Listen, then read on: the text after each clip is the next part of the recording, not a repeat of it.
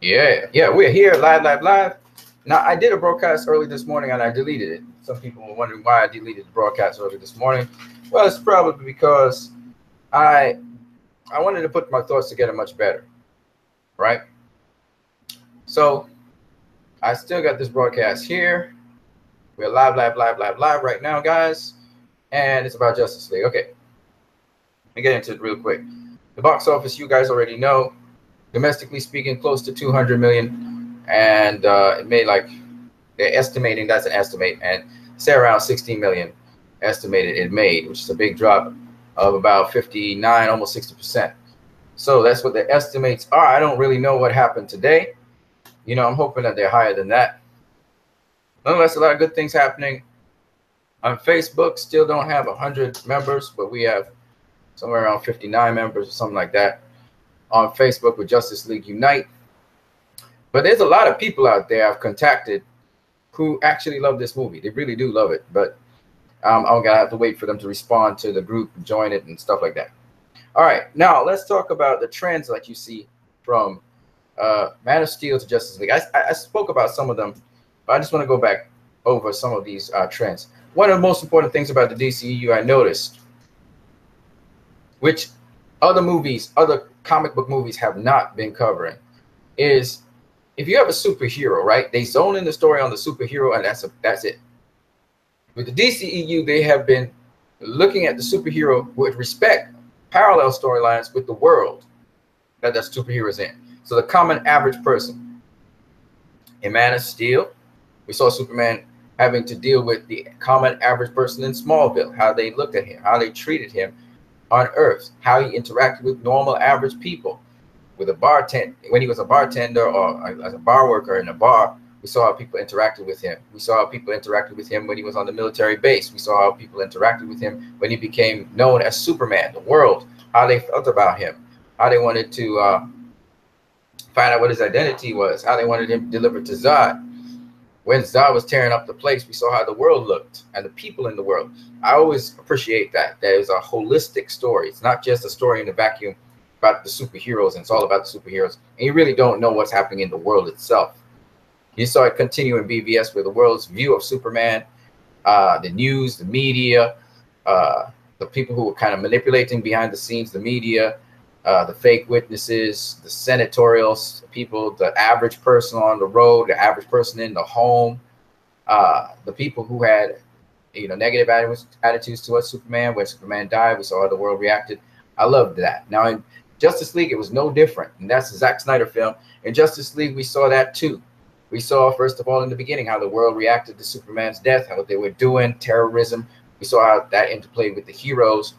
We also saw how, in that world, we saw Batman apprehending a criminal. Again, this is all playing with the world, the people, the different kinds of people in the world, the newspaper articles, the headlines.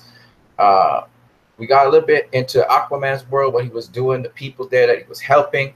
We looked a little bit further. We saw the world where the Justice League went into Russia, and we saw some Russian families.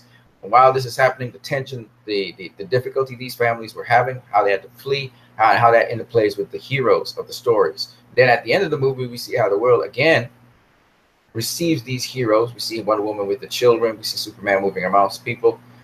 And we even hear an article, a puff piece editorial. I call it a puff piece editorial from Lois Lane. So, you see how the world interacts with these heroes. We also saw it in Wonder Woman when she went onto the battlefield, how the soldiers reacted, and then how she saved the village, how those people reacted. We saw how she interfaced with the generals and how the generals reacted to her. So we were seeing some of the how the world reacts to Wonder Woman. That was to a lesser extent, but Suicide Squad was the least.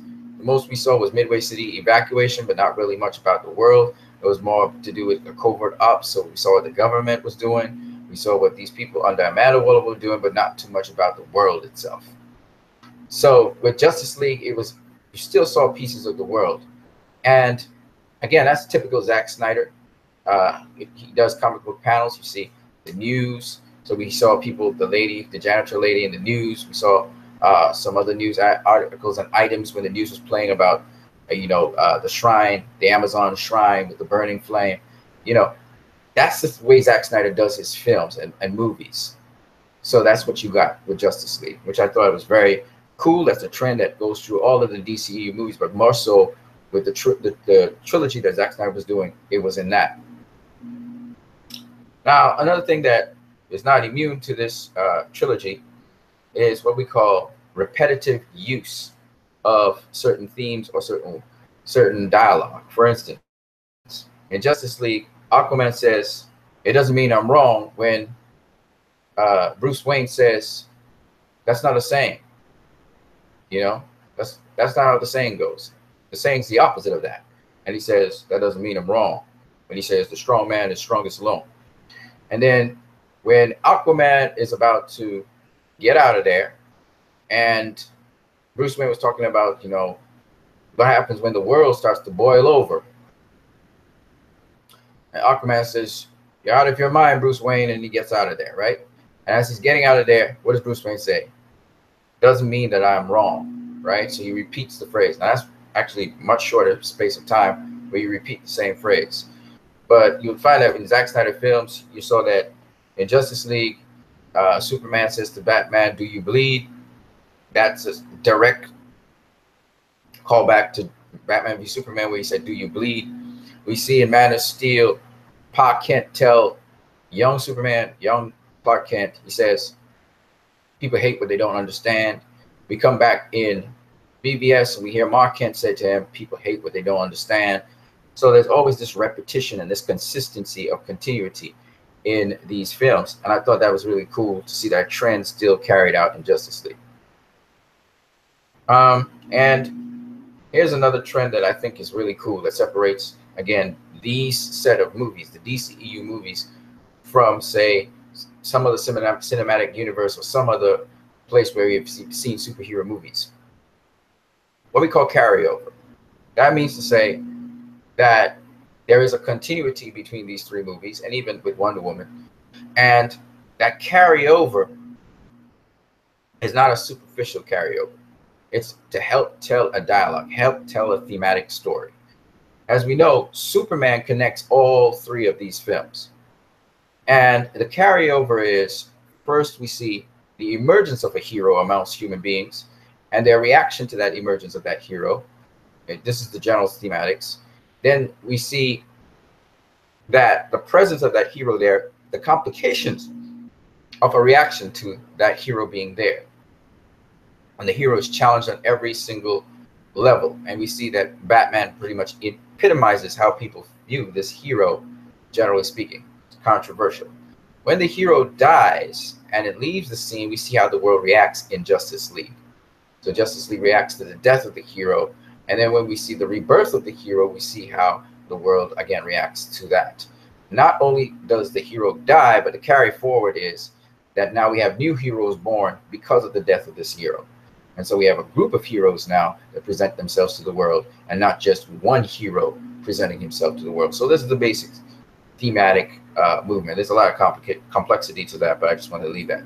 The other thing I noticed about these films, all of these films end with Superman. The very last thing in this trilogy that you see at the end of each film, Man of Steel, was Clark talking to Lois Lane. Clark said the last word, which was "Good to be here, Lois," when Lois said, "Welcome to the planet." And then it goes to blank. In BVS, the last thing we see is the dust come off the casket of Clark's casket. In both things, we saw Clark.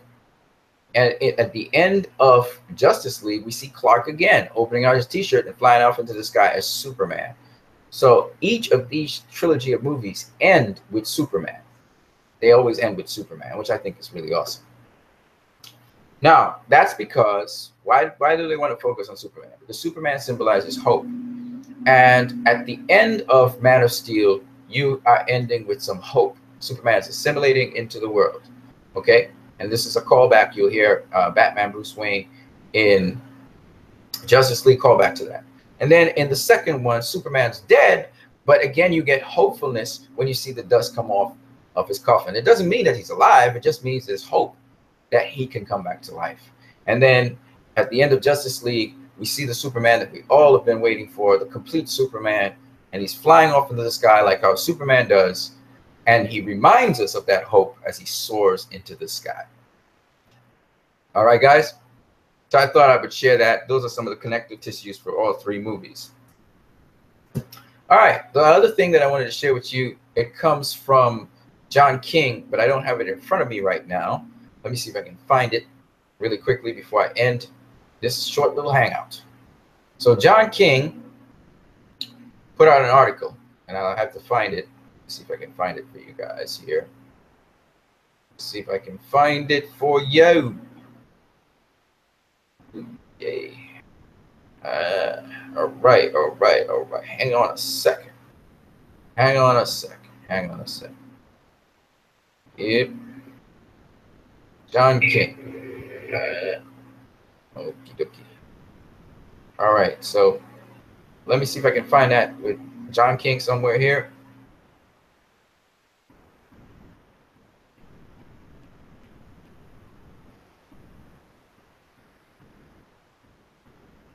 John King.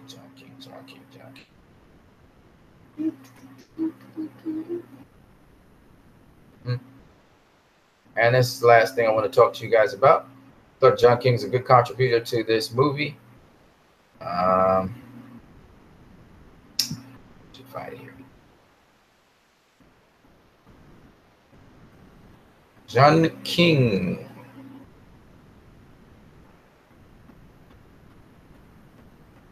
Here we are. Right. So I'm going to read this article for you guys. Change my settings on this right now. Oops, wrong one. There you go. Screen share. That's right. Yeah, this right here. This article. Let's go into it real quick. The DC film universe wasn't rushed. The criticisms were. This is what he made. It's a good article. It was on October 27, 2017, which was before Justice League movie, and this is what he had to say. One of the big complaints used by those trying to bash the DC Extended Universe is that they claim DC films are rushing to Justice League. They try to compare with what Marvel did prior to the Avengers and claim that DC is going to ruin their movies by not doing a big build-up. But in reality, they're doing almost the same amount of movies prior to Justice League as Marvel did before the Avengers. Now, Marvel did do their independent films, so you had like Iron Man here, the Incredible Hulk, and you had Iron Man 2, then they had Thor, and then they had Captain America. So basically they had Iron Man, the Incredible Hulk, Thor, and Captain America for comic book characters origins. All right, then they had the Avengers in 2012. Those were 5 movies. He argues when you look at the DC Extended Universe, we had Man of Steel and Batman v Superman, Dawn of Justice, okay, which introduced Batman primarily, and then we had just little sprinkles of the other members we will see in Justice League and Wonder Woman. Then we had Suicide Squad, which had very little to do with any one of these characters, mostly to do with the Batman rogues. And then we had Wonder Woman, which was besides Man of Steel, the only other origin film. Now, but what he's saying is that in terms of movie depth, that's 4 movies in. That's just 1 movie less than Marvel did. So he comes back and he says the argument about Batman v Superman using 3 superheroes doesn't really hold that much weight, as when you look at things this way, Iron Man 2 featured Iron Man, Black Widow, and War Machine. And in that movie, Black Widow's role was about as big as Wonder Woman in Batman v Superman. However, if you ask me, Marvel hasn't earned the right to dictate how DC should do things. DC should start their universe with a Justice League movie if they want to, and it has a good chance of working. But come what may, whether Justice League is a major disaster, slight underperformer, or a sleeping giant, we should note that in their own way, DC films were about as patient as the MCU in the road to the big superhero team-up movie. It certainly feels like Warner Brothers was rushing to the end zone to some, because the first thing people do is compare to where Marvel is now, when in reality, DC at this point is only comparable to the Avengers benchmark.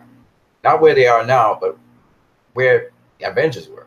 Man of Steel is the first movie in the DC films universe, and Justice League is the 5th film in the franchise. And he goes on to elaborate more, but the bottom line is 5 films, 4 years, that's what Marvel did. And DC's done pretty much the same thing. Got 4 films, 3 new heroes, and 4 movies in. Okay? So that's the crux of his argument, which I think is a sensible argument.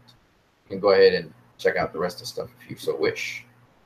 Okay, so that's it. If you got any questions, then drop your questions. If you want to end up in the chat or the discussion, do so.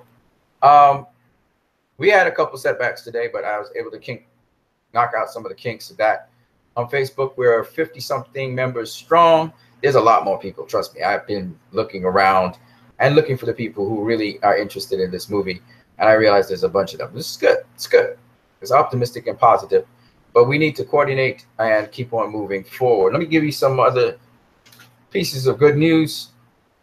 So I've been seeing a lot of articles and stuff. You have to go to Justice League Unite, Justice League Unite, the Facebook group. Check it out. But there's a lot of positive stuff coming from many different people now. It's not just me, because I'm not really running that group right now. I have limited access to moving and running a group. Kind of open it up for people to post whatever they want to post and share whatever they want to share. But like I said, and I emphasize to you guys once again, you don't have to be in Justice League Unite to do this. All you have to do, my friend, is show your excitement for a movie and also constructively inform people about the movie. Now, some people I had to block on Facebook because it's just ridiculous. I just blocked. I'm sorry. I know I shouldn't probably block people, but some people are ridiculous. And you be talking to them, it's like you're talking to a brick wall because they're not really listening to you. So I just kind of blocked those two people. But all in all, you don't have to block anybody. You can engage people. You can have patience with people. It's good. But today I spent most of the day on the campaign trail doing my thing, you know, finding out the people who actually enjoyed this movie and thought that it was a travesty of justice, how it is being treated. And I'm just pulling them on the team. You know what I'm saying? And that's what it is.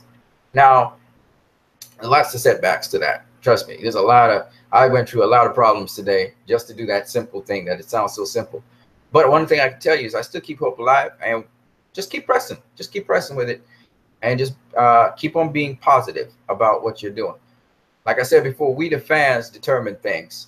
And it's just that we have to move faster and we have to be more intense about what we're doing, because I'll tell you guys this.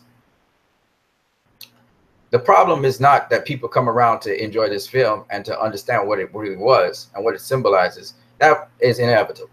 It is when. It is when. A lot of people, they're closed-minded right now. And when you talk with them and you have discussions with them, they know they're wrong, but they decide to be closed-minded about the whole issue, and they don't listen anymore. And that's okay. I mean, if you want to be closed-minded, that's fine by me. Just remember, you can't come to me now and try to argue and debate with me because you closed-minded. That's all I'm saying. And I ain't got a problem with that. For open-minded people, of which I am also an open-minded person myself, for open-minded people, on the other hand, who can listen to reason and rationale and start to say, well, you know what, I may take a second look at this and take a second look. But the problem with me is I'm like Batman. I don't really have much patience with people. Like, if I find you talking a bunch of nonsense, I just sign off from you. And I'm like, you know what, just block you and just move on with my day, because, and it's terrible. That's wrong, but I can't help it sometimes. I'm just not patient with certain people, especially when you start to talk things which make sense and you're really being reasonable with people. And then after that, they just hold on to what they say. They repeat everything. They're like, yes, yes, yes, what you said is right. And then they just repeat what they say again. And they go dogma into it. And I'm like, dude, and I don't want to tongue lash people, but it's like, dude, you know, you're a walking oxymoron. Oxymoron means the thing that you're saying is contradicting the thing that you just said to me. You know, like, they just don't get it. So it's what it is what it is. People want to buy into whatever and believe whatever, the Kool-Aid that's out there. There's nothing I can do about that. But what I can do is I can get the people who loved and appreciate this movie to go and check it out. You know what? I might just go and see this movie tonight again. I might just go and check it out after I'm done here. But I did a lot of work on Facebook. Got to put some stuff up on Twitter. And just keep it doing. Just keep it rolling, man. I hope you guys are good. I don't know what's happening out there. I can't spend too much time right now. I got a boogie. So if you guys are cool with that, oh yeah, here's it. Yeah, I'm gonna step on and do what I gotta do. Know what I mean?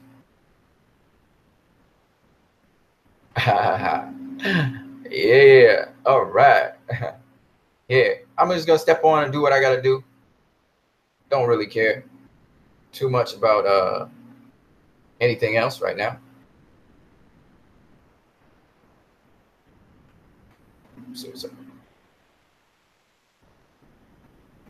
yo, came the dawn. Oh, you. Hey, what's up, hater? I got a hater up in here. That's cool. Came the dawn. Why are you coming up and rolling up on my thing? I don't understand that, but that's cool. What's up, yo? You cool? What's the haters doing these days? Came the dawn. See, these are all things you got to do when you're hopeful, folks. When you're hopeful, you got haters that come up, and you will look. Everything will look. It will just appear as if everything's falling apart. But we got to love the haters, man. We got to love the haters. They're there for a reason. and they're trying to convince you. They will try to convince you, me, oh, there's no hope for this. There's no hope for that. Hey, knock yourself out. You understand? I went through all kinds of things today.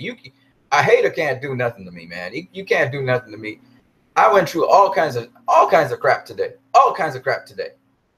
And we still here, and we're still doing it. You know what I'm saying? So a hater don't do nothing. So what's up, hater? Came the dawn. Talk to me. Or you just here to loaf around and see how we doing? We doing fine. We doing fine, man. We keep on knocking it down. We here to preach knowledge, man. We're gonna bring some real stuff to the people. Yeah. That's how it go. All right, so back to what I was saying. So yeah. So like I'm saying, man, you just have to shine your light. Obviously, I have a platform. Obviously, I have a voice. Obviously, people are listening to me.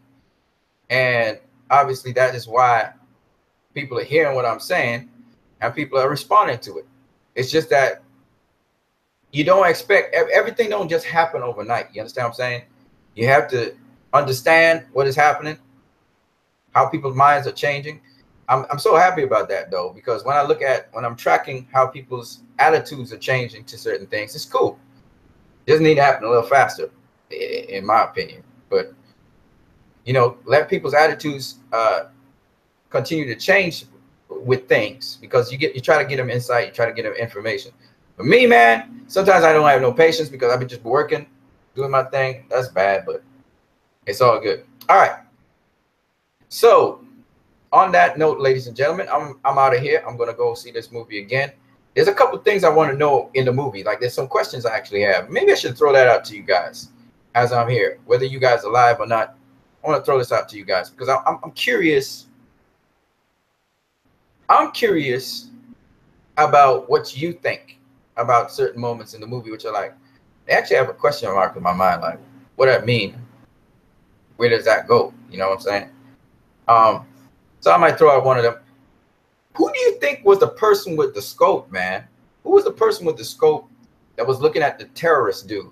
Like, he looked and he tipped his hat at this guy with a scope. Why would you do that? Like, I didn't quite understand. Yeah, we think it's Deadshot, but is it really Deadshot? Who is that? I'm just curious, man. What do you guys think about that? And the other thing in the movie I thought was kind of interesting is Aquaman's talking to Mira about his mother, Atlanta, or late but not missed. Well, R2 Lemonade, man, I was about to leave, man, but I know people come out in the afternoon. You just came through. I just want to know, man. There's some questions in the movie I'm not quite sure I have the answers to. And it was something else that what's his name? That Bruce Wayne was saying to Clark Kent at the end that I still haven't grasped. What was Bruce Wayne saying to Clark Kent at the end? Where after he said, I bought the bank, he said something else. Like, Clark Kent was like, the whole bank? And he was like, I don't even know what he said there. And I really was listening to the movie just to see what it was he was saying. And he said something about, Bruce said something like, if he was apologizing to Clark. I can't remember what the exact words were. And I was curious as to what exactly he said there. You know, there are a couple of things in this movie that still kind of baffle me. You know, if maybe you guys can enlighten me on that. So it was like a reflex. That what the scope thing? Which one are you talking about? It was like a reflex. What are you talking about? Are you talking about Bruce Wayne to Clark Kent? Exactly what? It was like a reflex. I didn't get what he said. I got, like, you guys explained to me that, and I really cracked up at the end because Bruce Wayne was saying, when he said, "Now she's glad," he was talking about oh oh, that's what he was saying. Oh, that's funny, man. Okay, okay. So that's what Bruce said to Clark. Clark was like, the whole bank. He was like, it was a reflex. Okay, okay. You know, there's a little jokes that, you know, that slipped me by, man, because I couldn't hear what he was actually saying. And there was another thing, Steppenwolf, when he picked up Cyborg, right? He picked up Cyborg, and before he ripped him in half, I heard him say, "You're not worthy." And then he was saying something about power, and power is the only something. I think it's the only way. I didn't get that either. And I was listening through it, and I was like, what did he actually say? So there's certain things I just missed in the movie, in the beginning of the movie too, when Batman was in fact, in the very beginning of the movie, there's a couple of things. What was the little kid saying? He was saying something about hope, right? On Superman's chest. I never got what he actually was saying. I know he was referring to the shield, but I didn't get his actual words. He said something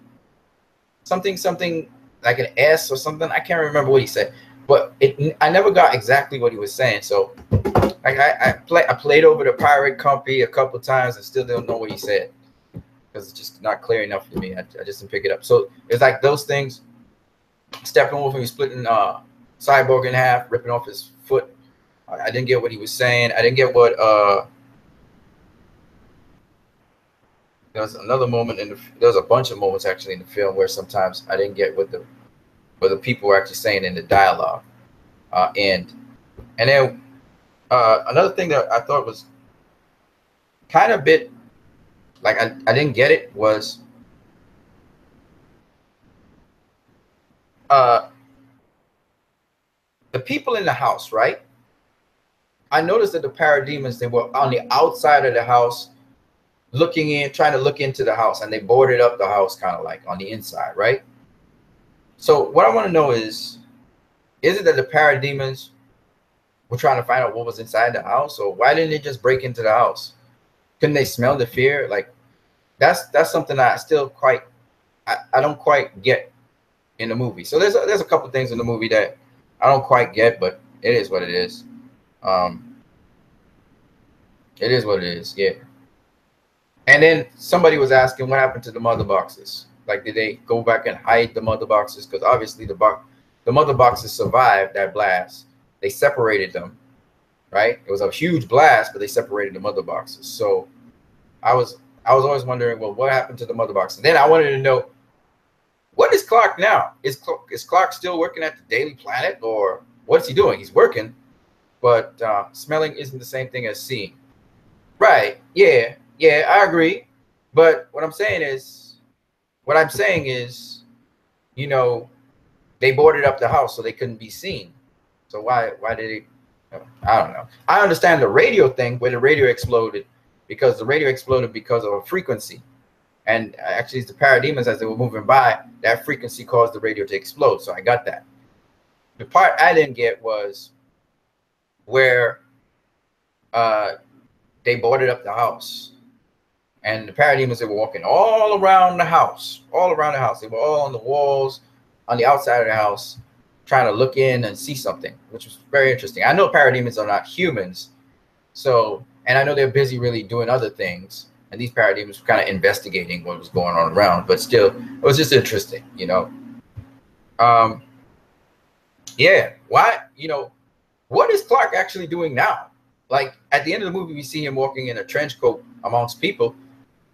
But, and it is a callback, by the way, to Superman, 1978, that trench coat he's wearing. But what's interesting to me is, what's he doing?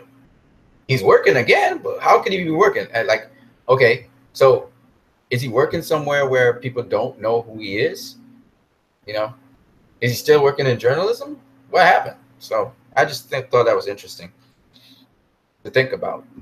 And I know they're living on either he's living on the Kent farm or something. I don't really know what's going on there. For the first time when I was watching the movie this time, I understood what happened with Martha Kent. She went to a place, someplace in the city, in Metropolis, and then she went and visited Lewis Lane. So I got that part. But yeah, it's just some things I didn't really know. I didn't really know what was going on up in there, so I was just curious. Anyway, yeah, guys. Let me see what time it is now. 6:30. It's 6:28. You know what? I could probably catch the 6:45. I think I'm gonna go see the movie again because there's just a couple really minor things, but just things I was interested in seeing. And man, talk about Easter eggs. This movie has lots and lots and lots of Easter eggs. Clark Kent's situation resolution is probably something they cut off and would have been shown in the longer than 2 hours long version of the movie. Maybe, maybe not. You know, Zack Snyder. Maybe, maybe not. I don't know. It's possible. Maybe not. Maybe leave it open ended. I don't know. But what I do know is, yeah, you might be right. You might not be right. Oh, another thing I didn't mention that is a trend between all of these movies, from Man of Steel to Justice League, is what is known as romanticism, or what's it called? Something realism. I forgot what it's called. Something realism. Hang on a second. Let me get it. It's called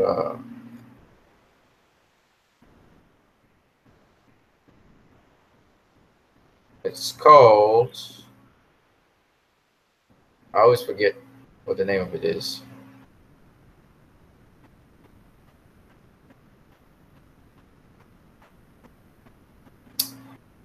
Yeah, it's called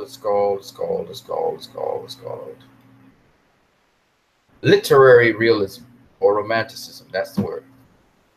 Versus naturalism. There's a little bit of naturalism and everything, but this is a literary realism. Well, not literary, actually. It's called another name. It's not literary realism, really, but yeah. So you see that, and you also see polyphony all the way through those three films, because you got different storylines running. So like with Superman, we had the Krypton thing, then we had Superman, some of the callbacks with Superman. So you see Superman, he's on this ship, he's helping some people, you know. But then at a certain point in time, we're seeing Superman dealing with the World Engine, and we're seeing what's happening with the people from the Daily Planet that evacuated the building. And then we're seeing Zod, the issue with Zod. So we have what's called polyphony. There's different storylines running simultaneously, right? And we saw that a lot in BVS. And we also saw that in Justice League, where we saw the family. We sometimes go to the family. Then we go to members of the Justice League in different places and different fight scenes and stuff like that. It's polyphony. That means you're dealing with multiple storylines simultaneously happening at the same time, right? That's just something that Zack Snyder did with all three of those movies. Yeah, well, that's basically it for me. I think I'm gonna hit the road, do some, get out there and go see this movie again before the weekend's out. That'll be my 8th time. I really enjoyed this movie a lot. I think some of you did, some of you may not have. I am, of course, interested in a Zack Snyder cut of this movie, but first I need to see this movie make some bank. So we're gonna see what happened out of this weekend. I'm hoping, because I don't like those numbers. Those numbers are kind of abysmal, but again, that's just part of the territory. What we can do is we can bump up those numbers during this week here coming, because I think this is the time when we will have the most impact. You know what I'm saying? What happened to, you know, what the heck happened here? This message is held for review. Why?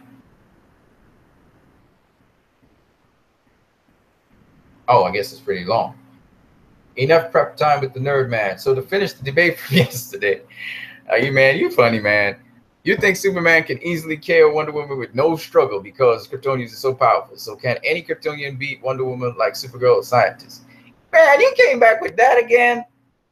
All right, let's get into it. Whatever. All right. So, okay. First of all, I never said that Superman could easily knock out Wonder Woman with no struggle. Clearly, that didn't happen. You saw she was fighting him. She hit him with a headbutt and stuff, and she was fighting him and everything. So she didn't and she didn't necessarily get KO'd. All right, but he has slapped her. Man, he slapped her into walls. He punched her into. Listen, what happens, right? She's a better fighter than him, so she can use his strength against him and stuff like that. That's how she beat him up the first time. Well, not beat him up, but you know, beat him up. When I think about it, right? I was actually showing what's his name, John King, this, right? She and Aquaman, they have round about the same power level. If they fighting in the water, Aquaman will kick her ass. If they fighting on land, she will beat him. In fact, we literally have stuff from the animated series, Justice League animated series, where Aquaman beat her, and in Flashpoint Paradox, she killed Aquaman. He kicked her ass too, but she killed him, right? So it's not like these two match up pretty good. But when it comes to Wonder Woman versus Superman, this Superman, especially with that Kryptonian mother box enhancement in his system, I mean, she gonna hang with him. She gonna fight with him a bit. She's tough. She's a god, so she can hang with him for a bit. You know what I'm saying? But in the end, he's gonna beat her down. That's just what it is. It's always happened that way. Okay, go watch Justice League when Wonder Woman was fighting Superman, because Superman couldn't see clearly. He's thinking of her as some kind of monster or whatever, and he was just going at her, man. And then she was able to secure him long enough for him to see, oh shit, it is Wonder Woman. Damn. Because he saw himself in the mirror, and then he realized, oh shit, it's Wonder Woman. You know, most of the time in the comics and otherwise, they have to convince Superman to snap him out of a mental state. She had to kill, I forgot what the name of the guy's name is, because Superman was starting to kick her ass. She had to call out to the guy, and she had to kill this dude so that the spell that he had on Superman would go away. And then there was another time Superman was under the spell of poison ivy and all that crap. So I'm just saying, man, and Batman had to deal with him. So you got to understand, Superman, generally speaking, he's really, really, really strong. That's what makes him the leader of the Justice League. He's strong. He's inspirational. It's always been that way, man. I could show you comic book set pieces after comic book set pieces where Superman's beating the shit out of Wonder Woman, right? He's just that stronger than her. It doesn't mean that she can't hang with him. She can hang with him for a good period of time, at least maybe a good 5-10 minutes. You know what I'm saying? She can hang with him, but she's not going to beat him. You know, and that's what happened in what we saw on the screen. All right? He's that much more stronger than she is. Doesn't mean that she can't hang with him. If she has to fight him, you see her. She fights to the very end. She will fight you to the end. Wonder Woman doesn't give up, and she will adapt. So she's badass, man. That's what people don't get.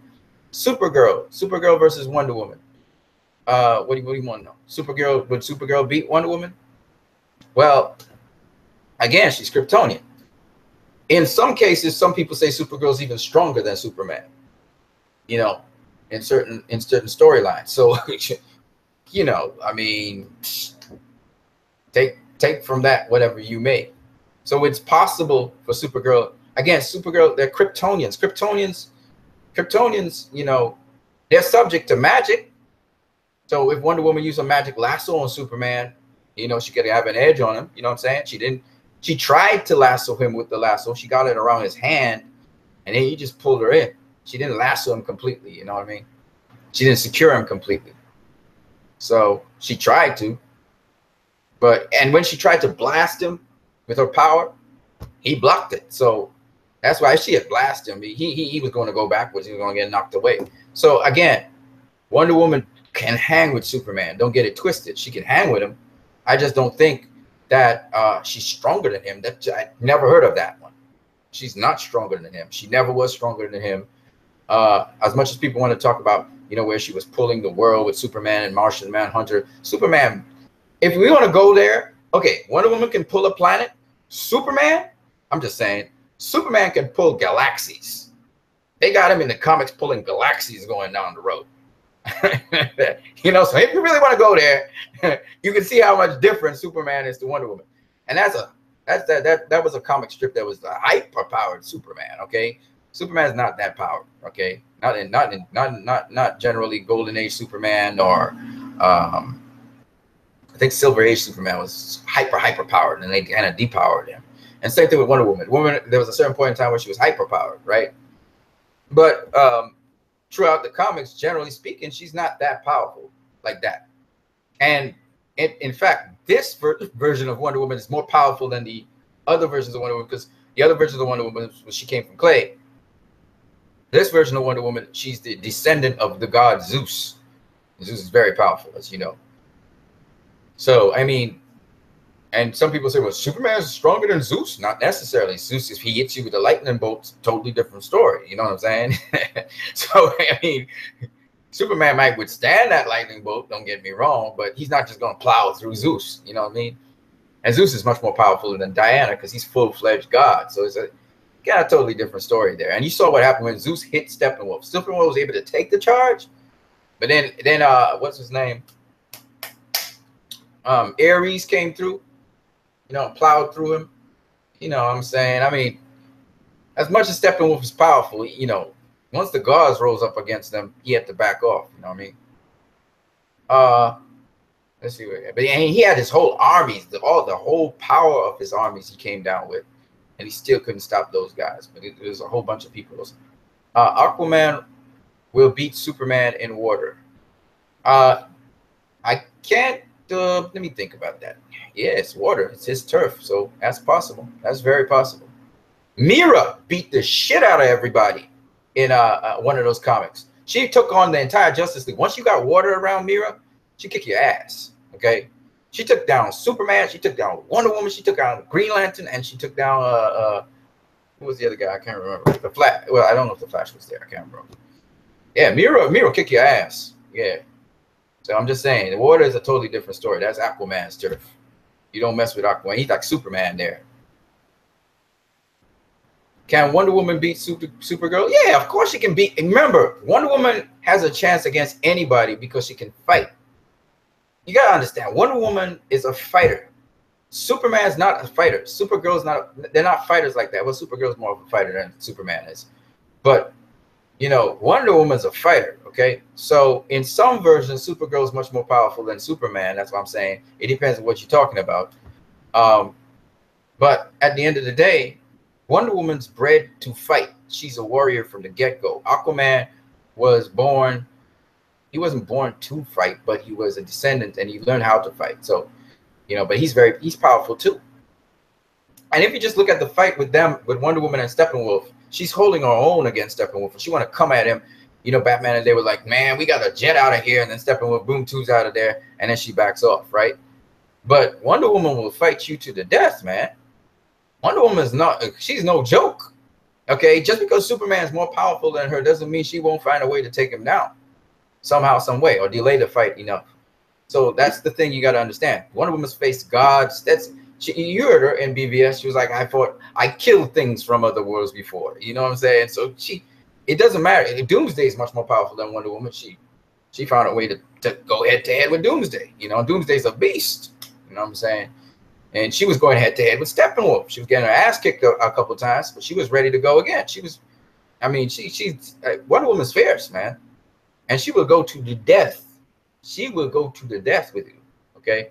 So I think that's the thing that people don't understand. Wonder Woman, you don't have to be the most powerful being out there for Wonder Woman to take you on and somehow find a way to win, you know, or delay the battle long enough to change it in her favor.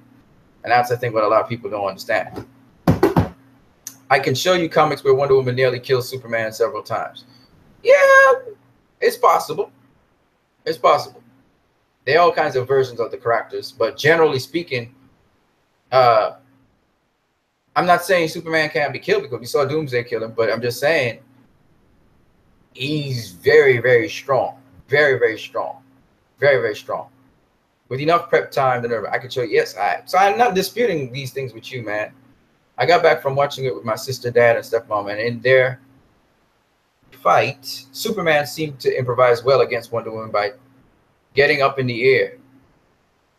Well, he held her. He held her in place. She couldn't just fight him off. She was trying to fight him off. She was trying to use brute strength against him. And that's why he dominated her. You go try to go head to head with Superman, strength wise. That makes no sense, you know. And so he blasted her into the ground, which is typical of Superman. He slapped her all across the way into a wall before. If you watch a Wonder Woman fight Aquaman in Flashpoint Paradox, Aquaman takes Wonder Woman up in the air, flips her around, smashes her through a wall. She still ends up killing Aquaman in the end, but that's how these godlike beings deal with one another. You understand what I'm saying? That's typical comic book stuff. That's Zack Snyder at his best. R2 Limited, I'm pushing her to the ground from there. Yeah, Wonder Woman's tough. She can take a slam through a building and that kind of stuff. You saw what Superman did to General Zod, right? In his first fight with him.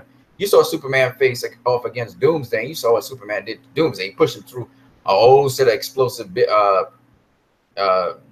tanks and stuff. Okay, so Superman's not joke strong. He's very, very strong. He's stronger than Wonder Woman. Just that against Doomsday, he wasn't as skilled as he is now. Not only is he powerful, but he kind of got more used to fighting, so he can fight better. Against Zod, he was still kind of slundering. We're not prepped out. Supergirl has never beaten Wonder Woman in the comics. They've fought many times. She's not stronger. She's nearly as strong, but a much better warrior. Who wins, Bruce Lee or a strong man? What? I don't know about that. Supergirl versus Wonder Woman, I can't remember. I really can't remember. Some people say Wonder Woman's stronger than Aquaman, for instance, and I disagree. Okay, I guess it depends on which you're fighting. If you're fighting on land or in water, I guess that's. But I think they about counter each other with strength. It's just that Aquaman, he lives in water, so it's his territory. So he probably beat Wonder Woman. Supergirl has never beaten Wonder Woman in the comics. I can't really make a comment on that. I think that all I know is certain versions of Supergirl. I think the first one was of Supergirl where she was actually stronger than Superman. That's what I do recall. I remember watching that somewhere, animated or something. She's got a lot of strength. So it depends on what version you're talking about. I can't say she never beat Wonder Woman in the comics. I can't tell you. I can't tell you that. But I do know it's possible. If she was stronger than Superman, of course she could beat Wonder Woman. You know, that's how I see it. I don't know if that's, I can't really confirm or deny what you just said. This message is helpful review. Why? Because you're saying too quick. But enough prepped. What the hey? I think you're answering too fast, so the thing is regulating you. Also, I think the film would be doing better commercially if, since Wonder Woman is the most popular character in the moment, she had a moment with Superman and Steppenwolf. She did. She did have a moment with Superman and Steppenwolf. You forgot the ending. Who got the last blow in? Wonder Woman. Superman blew that ice cold breath, and then she came through and mashed up his battle axe. Yep. So she did. This had nothing to do with Wonder Woman. This had to do with, y'all don't get it, do you? There's a campaign against this movie. What part of that do you not understand? Well, enough. It was a mistake for Warner Brothers to let Wonder Woman get her ass kicked like that. Hell no, that wasn't a mistake. Everybody rated that inside the cinema. Are you crazy? Dude, you nuts, man. I don't know what's wrong with you people, man. I feel it would have helped a really good movie be great, but thanks to debate, lull, taking this stuff. Come on, man. Are you serious? You're not serious, man. Dude, everybody was in awe when Superman knocked Wonder Woman into the ground. They realized, damn, this is Superman. The whole point of this trilogy is to highlight Superman. What part of that do you not understand? Do you know that Zack Snyder did that part? That's not Joss Whedon. Joss Whedon didn't touch that. That's Zack Snyder did that. He was saying Superman's back, and he's stronger than ever. The problem with Superman is that Superman was a god, and he didn't have any shred of humanity in him at the point in time. And he thought that what Cyborg did to him was an act of war, and he was ready to kick ass. You know what I'm saying? And if it wasn't for Lois Lane, we would have had a situation where Steppenwolf would have an ally, and the nightmare that Batman got in his dream would have come to pass. So he always had that big gun as a backup.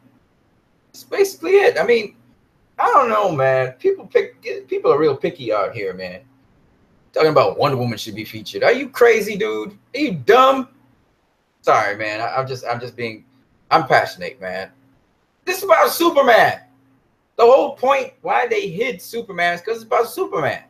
I mean, everybody know this. Like, I don't get you guys, man. You guys, your brains think in some strange ways, man. Superman. Superman. What do you think? Everybody was happy Superman came back into cinema. People were raving and everything. Man, you guys are weird. The pitiful numbers for Justice League will not improve. This is not hate. It's destiny. For you came the dawn. You're a hater. You're gonna say anything against this movie. Nobody cares what you say, really.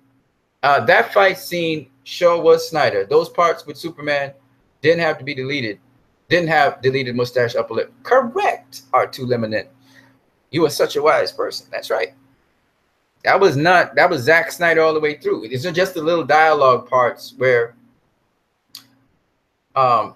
Whedon went and redid the dialogue parts. Basically, in that whole set piece, the parts which were Whedon were where Superman said, "You won't let me live, you won't let me die, and I know you." And then he said, "Do you bleed?" That was Joss Whedon.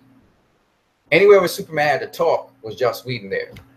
Right? Where Batman was on the ground, lying in a heap, I can't tell you if it was Whedon or Zack Snyder that made that joke. Oh, I definitely did bleed. It's possible Chris Terrio actually did the script for that. And what you're seeing with Batman on the ground was actually Chris Terrio's script. So it could have been Zack Snyder that made that joke. And it wasn't supposed to be, it wasn't, for Batman, it ain't a joke when he said that, right? But for us, it could appear somewhat funny or astonishing, so you may laugh out of astonishment, but really it's not, you know. But enough for a more epic moment. She should have had an epic fight. What the fuck? Oh man, what are you talking about? Epic fight, dummy? Oh man, you people, man.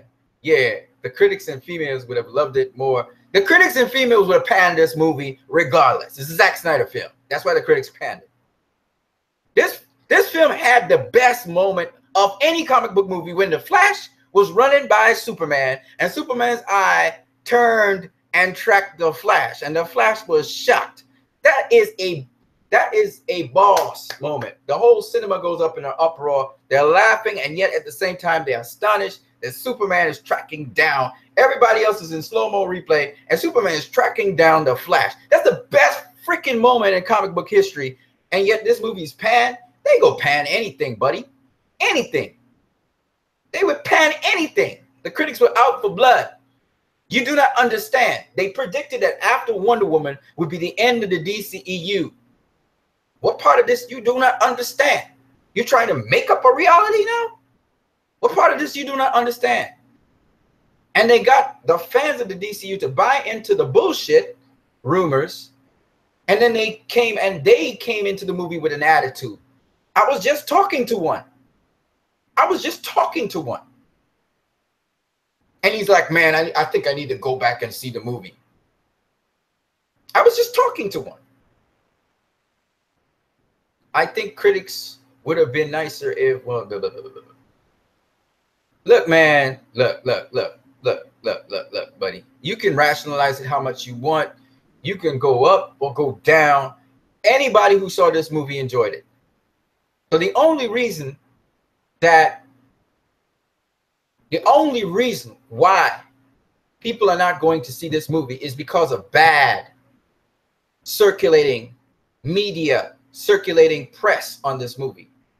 Has nothing to do with the people who went and saw this movie. Most of the people who went and saw this movie who didn't have their head up their ass, most of the people who went and saw this movie enjoyed the shit out of it.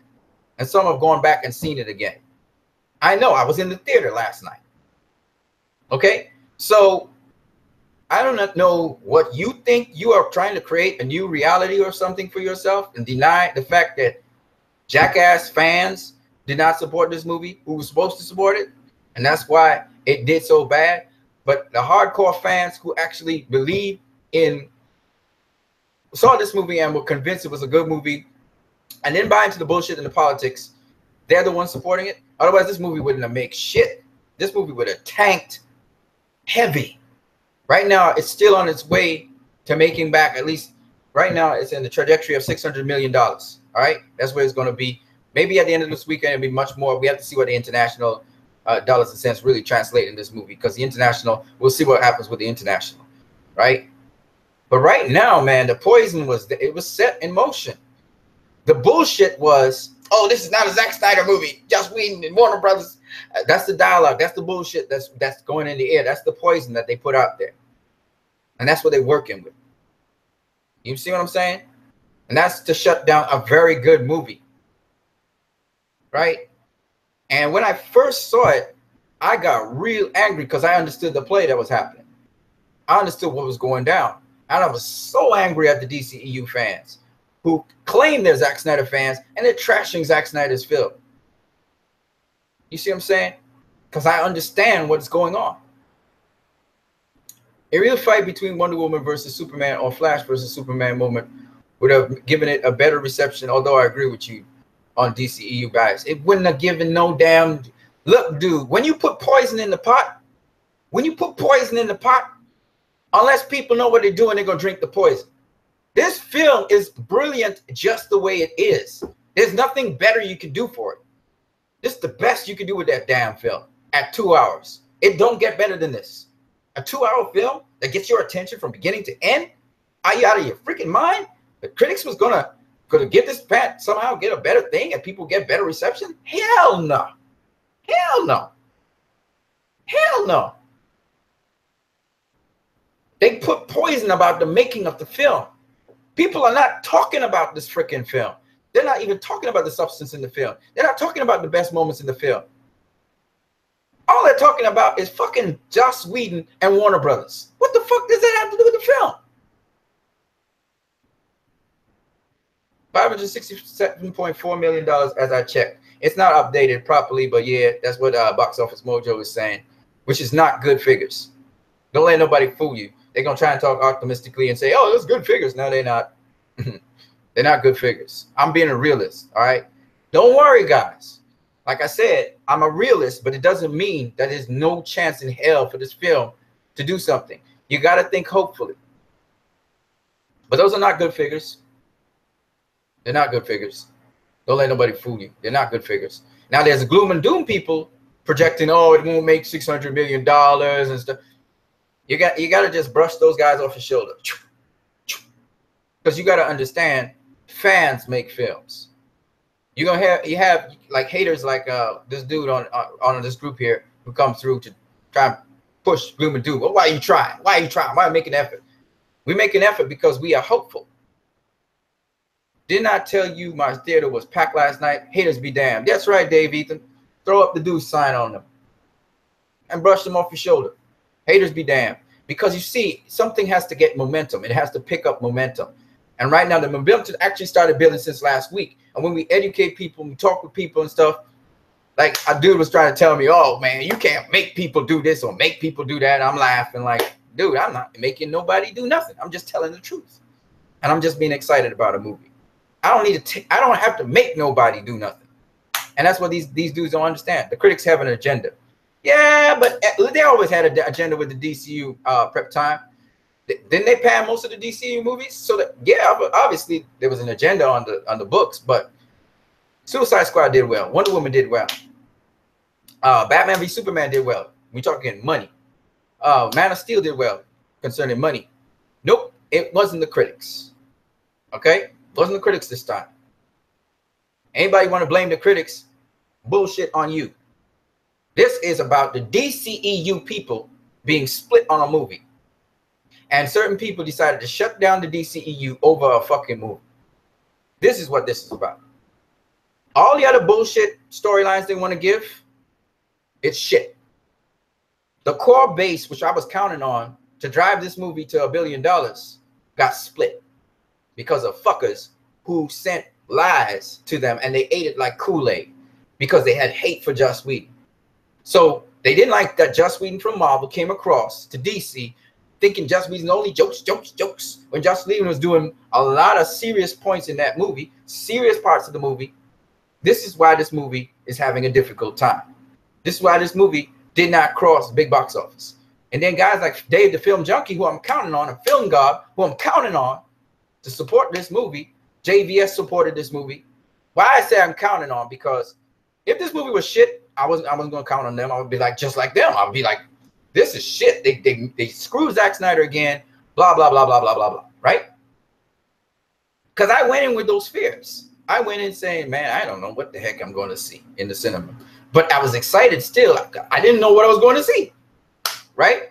And when I went and I saw it, I really liked what I saw. Well, I didn't like the little flowers thing in the end. It was kind of goofy, but you know, and the music was taken out of Superman 1978. Basically, Danny Elfman decided to call back to Superman 1978. So the ending of the film is more like Superman 1978.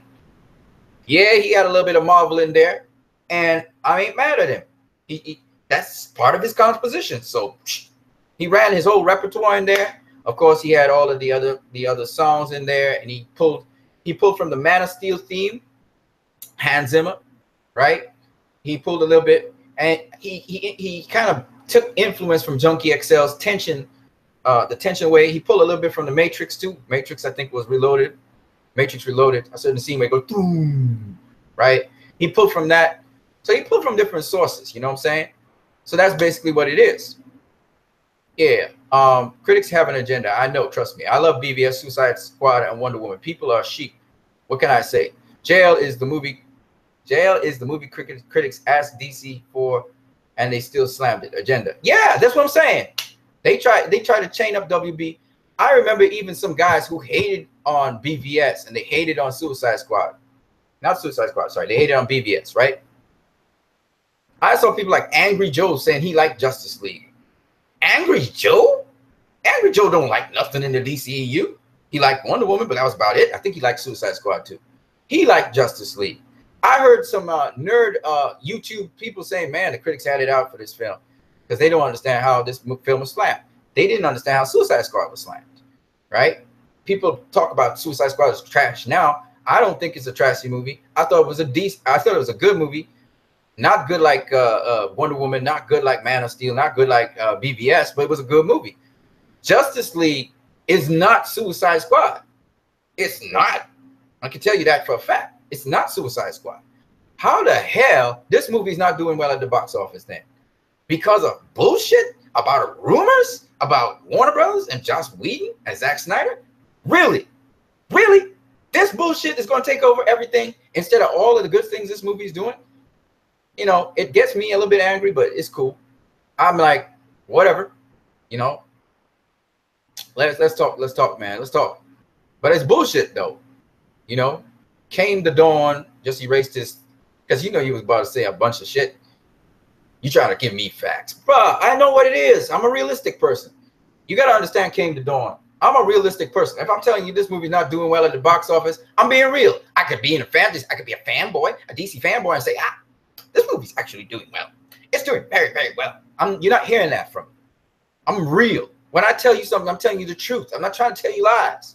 I ain't here to flower to flower up something and make. No, man. I'm not, you know what I'm saying? R2 limit. R2 reviewer. 285 reviews in total, divided by entire viewing audience of whatever 113,804. Which makes the critics 0.25% of the entire viewing. Yes, that's the point. But people, for some reason, listen to them, right? So you got some people who was, you see, what it's all about, R2 Limited, is excitement for a movie. People need to be excited about a movie to go see it. Otherwise, they're not going to go see it. So by putting up this controversy about how Zack Snyder has been ripped off, and all around social media they're talking about Zack Snyder and his cut and blah blah blah, they take away from the movie. You understand what I'm saying? So that's what happened. That's why its opening weekend was so low. It was hurt by this negative news about the movie. And Warner Brothers, I feel sorry for them because they worked damn hard to get this movie put together, and then bad PR is messing them up, and they don't know how to handle this bad PR and tell the truth. And all I had to say to Warner Brothers, I hope you learn your lesson, Warner Brothers, that you got to nip things in the bud immediately. Jeff Johns and John Berg was nipping it in the bud earlier on. They should have done it here too. I don't care what hell on earth is going on in your camp. You nip things which are not true in the bud. I saw people in the camp also with agendas. People did it too to Patty Jenkins. They said, oh, they saw the movie and it was crap.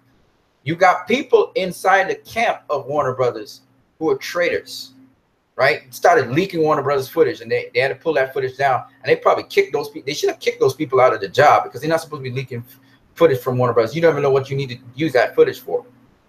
So it was to build a narrative that actually would destroy the DCEU and Warner Brothers. And that's all they wanted to do, because they want Marvel. These stinking people want Marvel alone. So just imagine, man, all you people, not you guys, but all the people out there who saying, man, JL, man, we wanted the Snyder cut, and you got a movie in the theater at the present point in time.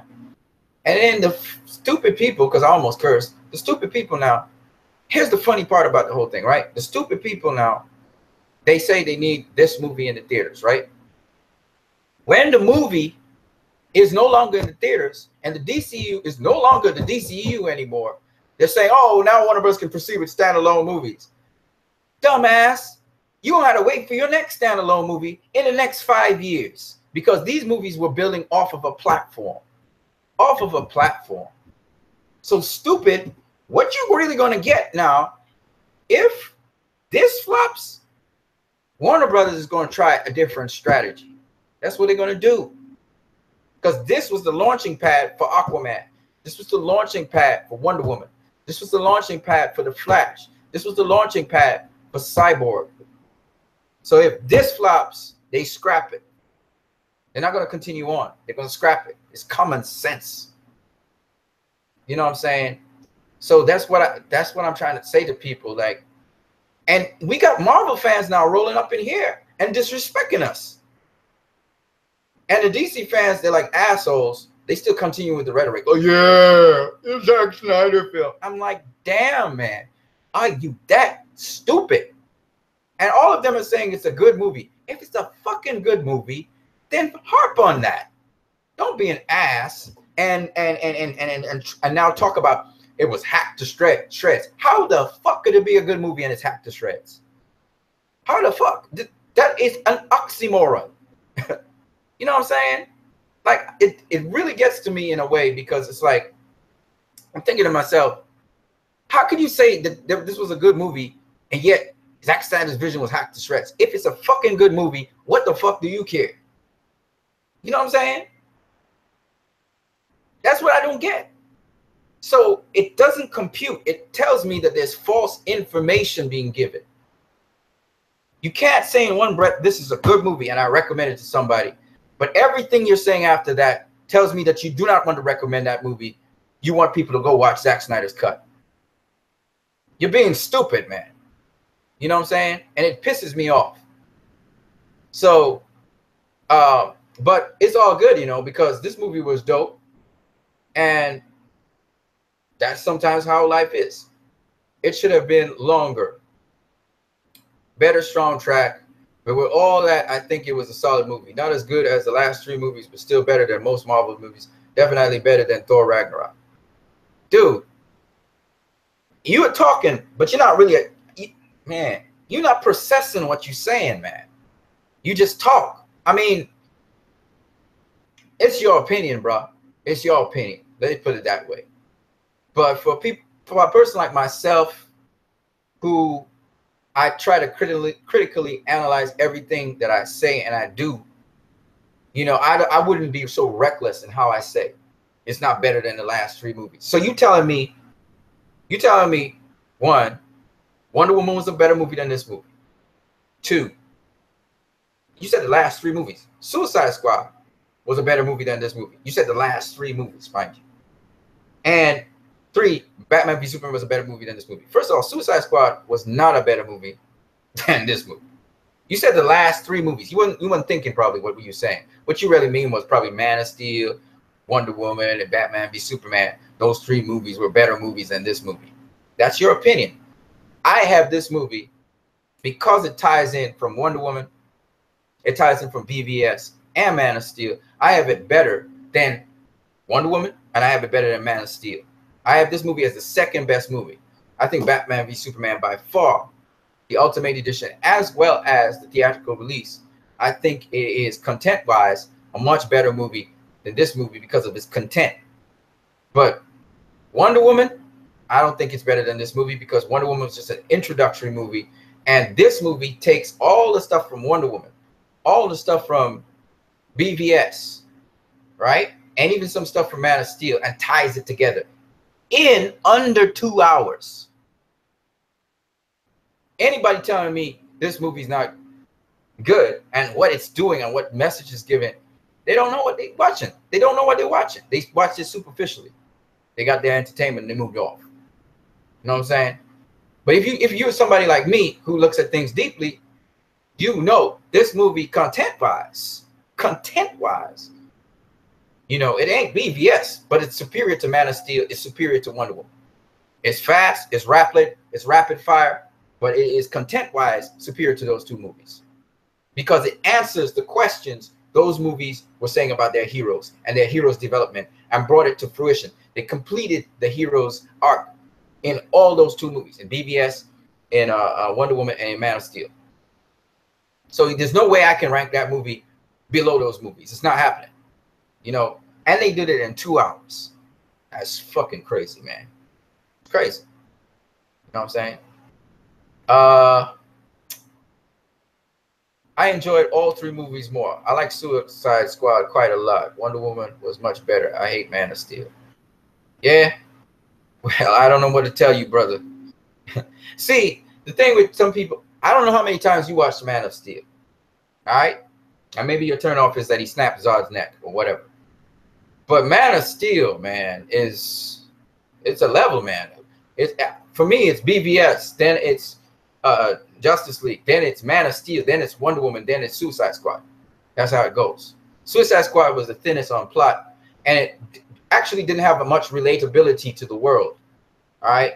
You got to understand what the themes are in these movies. When you look at the themes in Man of Steel, when you look at the themes in BVS, when you look at the themes in Suicide Squad, themes in Wonder Woman, and themes in Justice League, you have to understand what the themes are, what Zack Snyder was doing.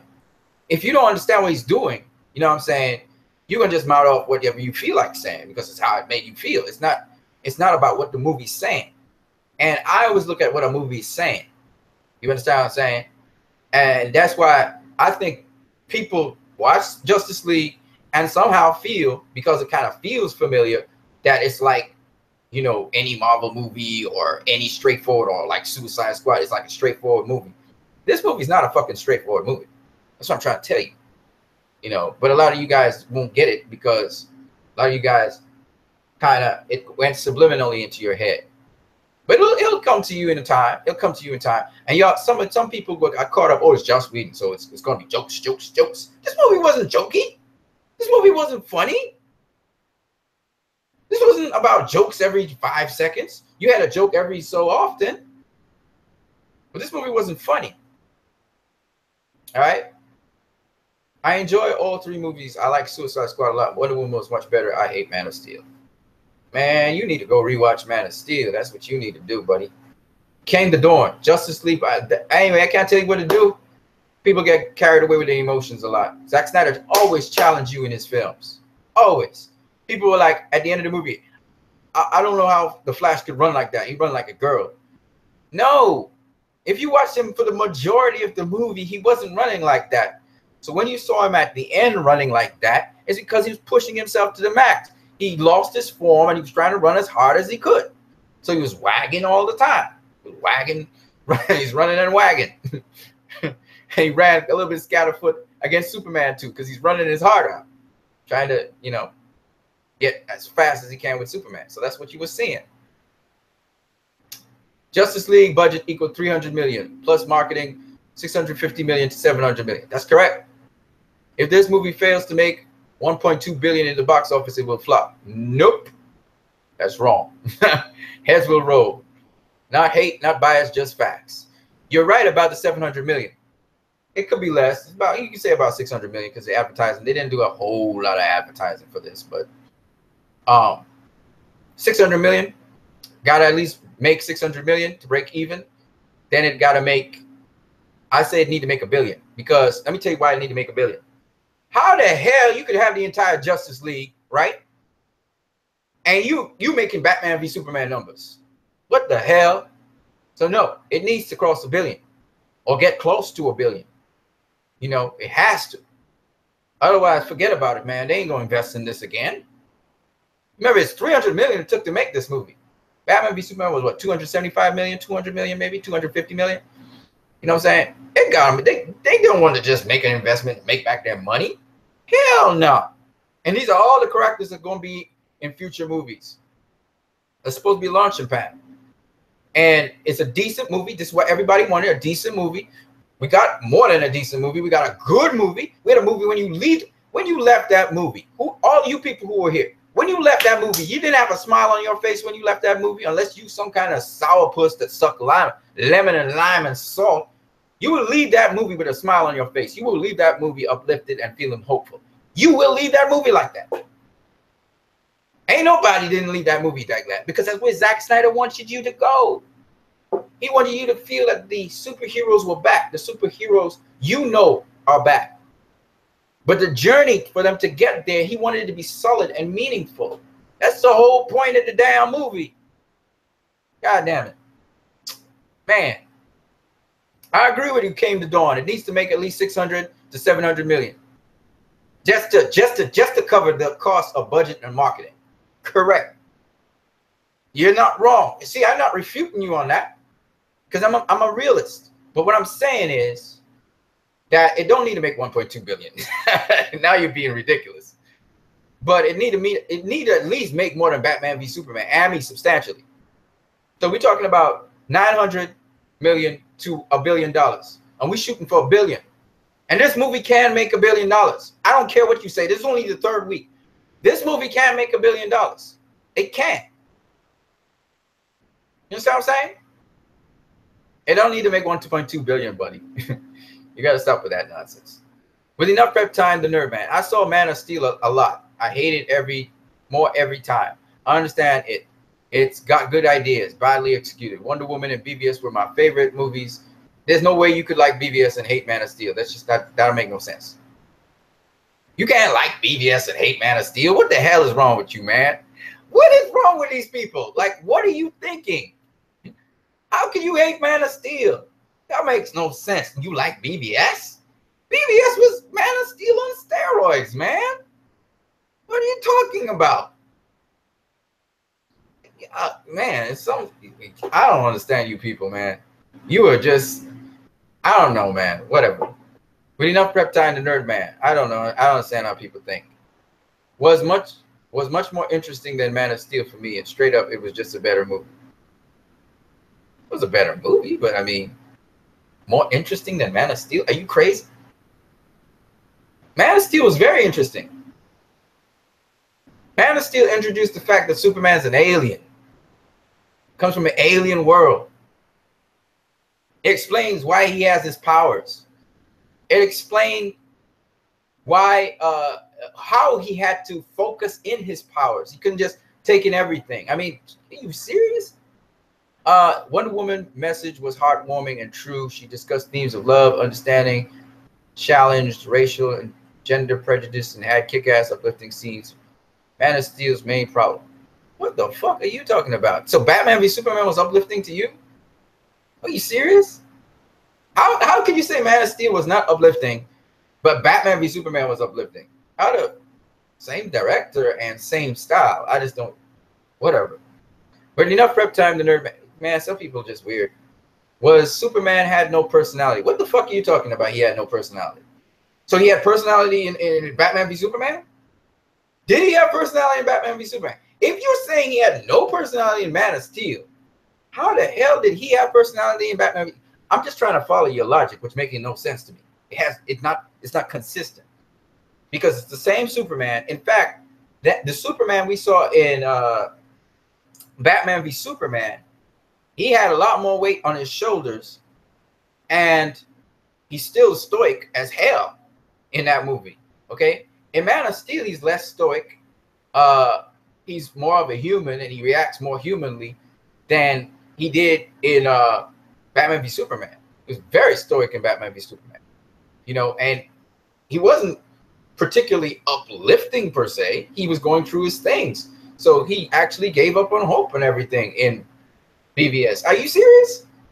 Because then, you know, most people say it the other way around. I love Man of Steel. I didn't like BVS. Maybe, I don't know. It's interesting. That's all I can say.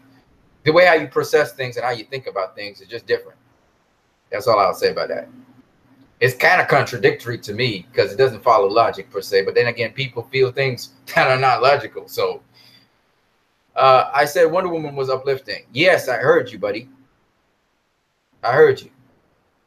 R2 Limited. And let me just make a very important point to people. Yes, Wonder Woman was uplifting, but it could have been depressing as hell if you think about it. It could be a pretty depressing movie. It was a definitely, I don't know what people talk about. Wonder Woman was a humorous movie. It was definitely a heavy movie. That was I was cut.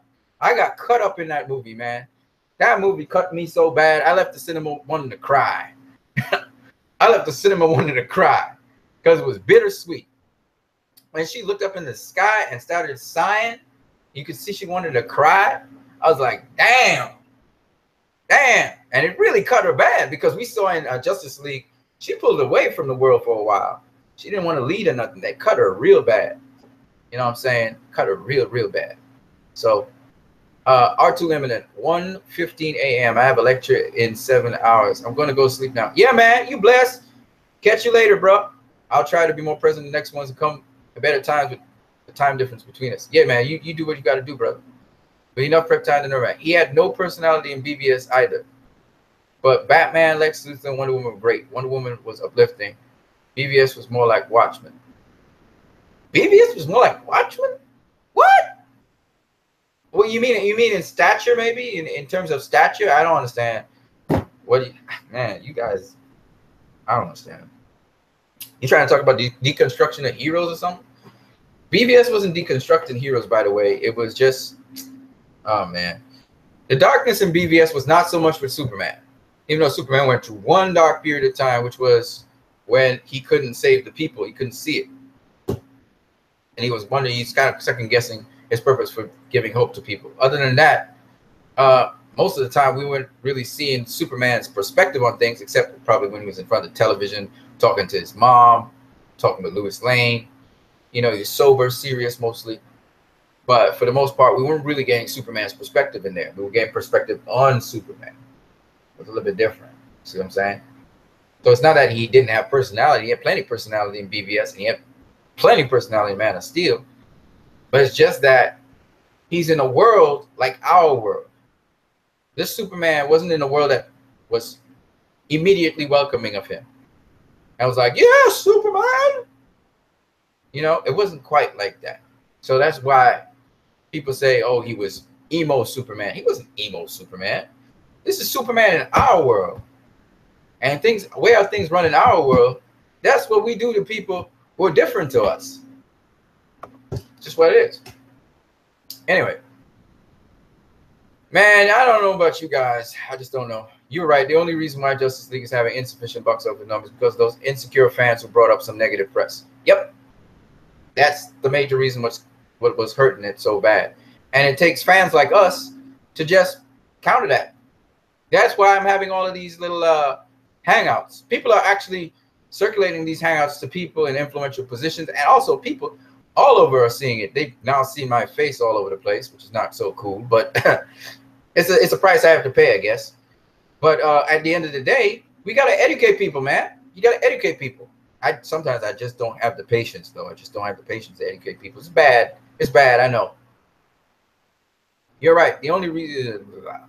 Watchmen is one of my favorite movies of all time. And yes, BVS had some similarities to it that I like. It was a superhero movie that discussed big ideas, which is unusual for the genre. Oh, you mean in a general way? Okay, because BVS ain't Watchmen.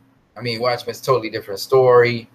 It's totally different feel. The characters are the characters, almost all the characters, except for Rorschach, sometimes ambiguous in their moral ethics. And in BVS, the morality of these characters is set. See, it's set. And Batman changes over time. See what I'm saying?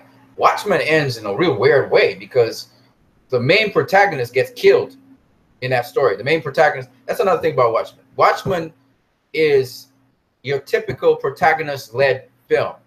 BVS, there was no main protagonist. Like I said, Zack Snyder was using polyphony in BVS, whereas Watchmen had one main protagonist, which was killed at the end of the movie. That was Rorschach. He was the thread that was carrying the movie along. Very interesting. So anyway, because he was the guy investigating, it was like a film noir. It's more of a film noir than it is your typical comic book movie, and that's what Watchmen is supposed to be anyway. I think BVS is much better than Man of Steel because of the writing, not directing. Zack is solid in both, but Chris Terrio is a much better writer than David Goyer. I don't agree with you once again, because you see, it's the same story, and David Goyer wrote the first part of the story, but they had to still conform to the same principles and rules. In other words, in a Zack Snyder film, you know there's a certain style of writing to a Zack Snyder film, script writing. So there's sort of a template in which the new writer has to fall into anyway. And I think, if I'm not mistaken, David Goyer already wrote a script for BVS to some degree, and Chris Terrio kind of just came in and did some more rewrites of it. So essentially, it still gave David Goyer's story, if you think about it. Just saying. So, you know, it is what it is. Oh, yeah. We're going to be positive about Justice League, man. I didn't expect to spend so much time again in videos talking with you guys about this.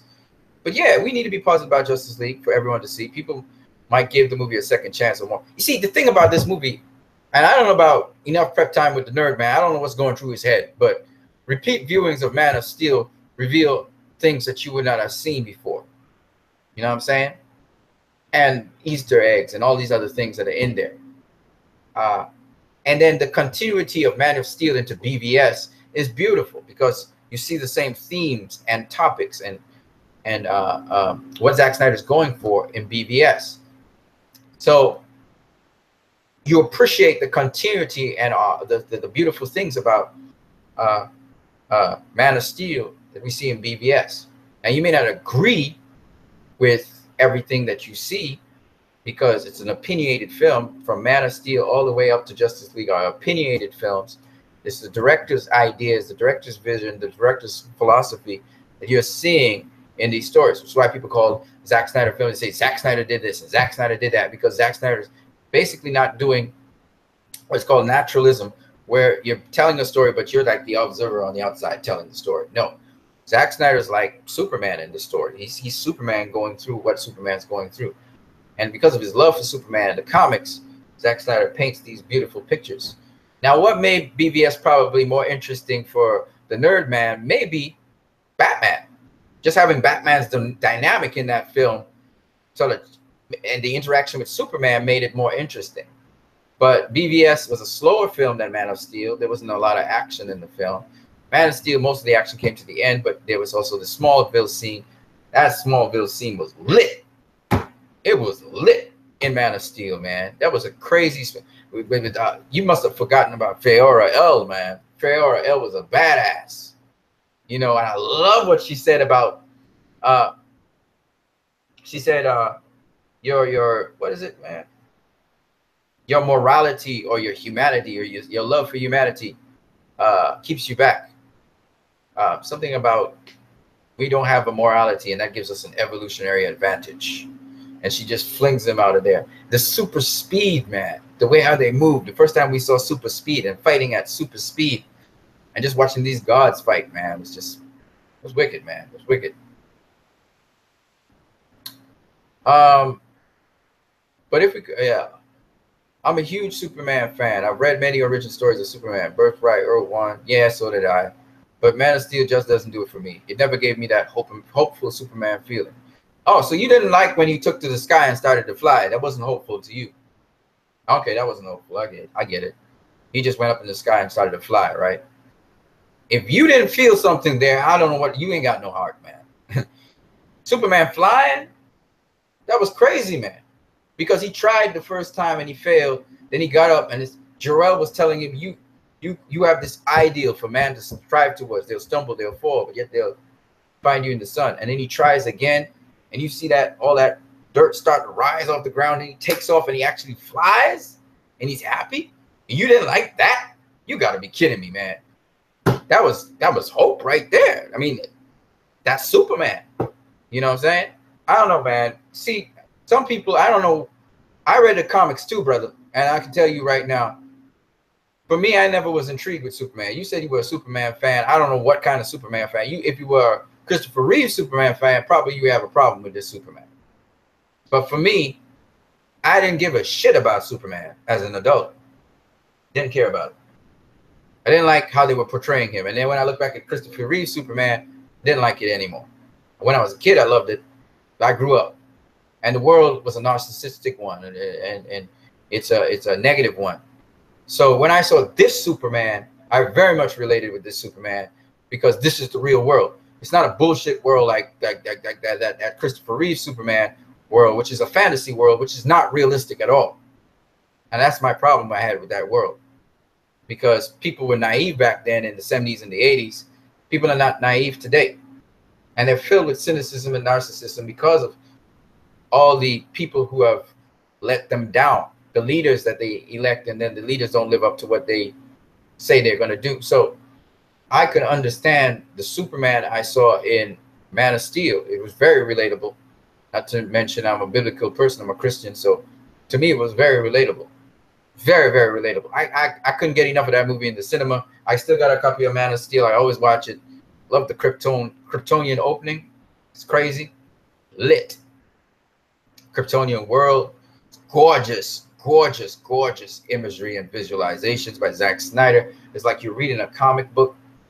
Oh, man, it's beautiful what he does. So I don't know. You read comic books, and I mean, if you can't even relate the comic books, what you read in the comic books to what you saw on the screen, I don't know what to tell you, brother. You know, and he took some of those things straight out of John Byrne's Superman. You know what I'm saying? Maybe you haven't read enough comics, maybe. I don't know. But, you know, I just say that I loved his take on Man of Steel. Man of Steel. The reason I came into the DCU is because of Man of Steel. And the thing that really got me, because I was thinking another pretty boy Superman, I can't take another Christopher Reeve's pretty boy smiling all the time and trying to be all coy and stuff. I hate that shit. I'm just being real. Even with Henry Cavill Superman that I saw in Justice League, I loved him a lot because I remember it's Justice League, the animated series. That's how Superman carries on, you know. Even when he said, I take it back, I want to die. And then he cracks up. He's staying on the ground, crumpled up, but he's laughing. And Cyborg's talking about, I don't even understand the physics of why my toes don't hurt. That's funny because to me, it's not like they can get back up and laugh and high five each other. No, it ain't happening. They hurt. They just been through a blast. But at the same time, Superman's that kind of guy where he can make a joke about that. Literally, Superman made a joke right there. He literally made a joke, like he was trying to be funny. And it was because he was in pain. So he's like, you know what, man, I want to die. And Cyborg's laughing about that. And I thought that was funny, you know. And that's the Superman I like. That one from the animated series, you know. That's Superman. I don't have a problem with that Superman. And that Superman also reminds me of the Superman I read in All-Star Superman and all the other Superman that are the general run Superman that we know about.